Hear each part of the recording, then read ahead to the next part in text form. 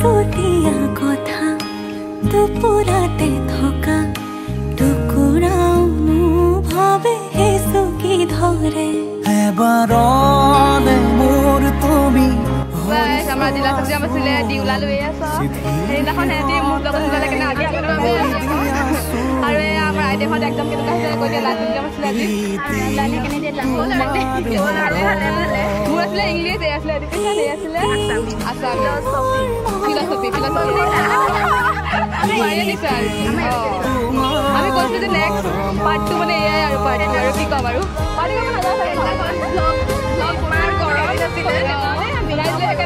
সেইকাৰণে আজি লাষ্ট এক্সামৰ কাৰণে আৰু এটা বনাই দিছোঁ আৰু এয়া যে ঘৰ যাব হেপী মই